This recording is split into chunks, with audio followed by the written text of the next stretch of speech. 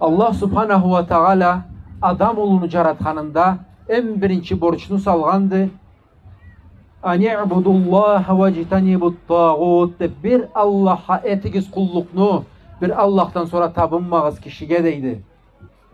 Anızından Müslüman adam La ilahe illallah dep bir Allah'a inanıp bir Allah'a kulluğum degenden sonra ikinci borcu, en ullu borcu ol namazdı.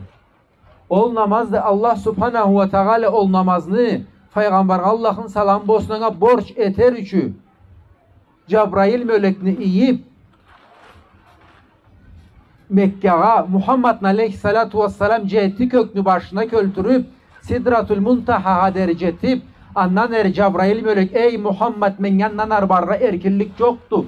Kesin bar Allah'ını alına dep Muhammed Allah'ını alına barganda Allah subhanahu ve teala bir borçunu salgandı anga.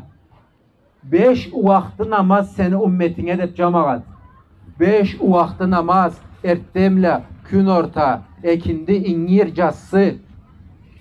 Peygamberimiz Allah'ın salamı olsun aytkandı. Gavurlukla deydi. Gavurlukla bizni ortamızda ol namaz deydi. Namazın koygan, dinni koygança Allah bir avurt deydi. Bütün alimle aytkandılar rahmetullahi aleyhim o birov. Hristiyanlı olsun, Çuğutlu olsun, başka dinden olsun. Bizni dinimizge kelime dese biz anga ne deyibiz? La ilahe illallah Muhammedur Resulullah de deyibiz. Sonra olan aytkandan sonra 3 günlü içinde namaz etip başlamasa anı la ilahe illallah'ın 4 mazhabda atmiyat etelle. Çoktu seni sözünden hayır. Sen yüreğin ba inanmagan esen. Yüreğin ba inangan esen dey. Namaz et de başla deyle.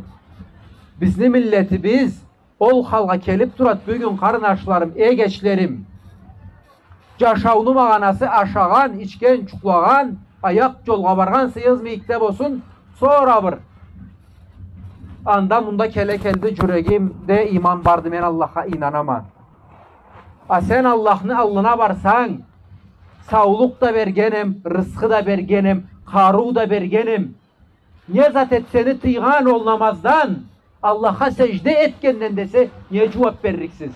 Menerin eteyim o millet secdege bargan saatte meni barrım kelmeyet. Millet rukuğa bargan saatte meni barrım kelmeyet mi deriksiz? Sene inanayım namaz etmeyim. Niye cevap veriksiz? Karnaşlarım, geçlerim. Niye koyganbız en birinci farzını?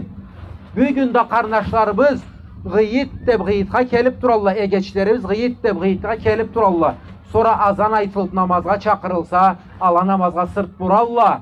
Allah'ın çakırılganına sırt buradıla ala. Ne zat kolların mı avruydu, ayakların mı avruydu? En birinci farzını ne zattı?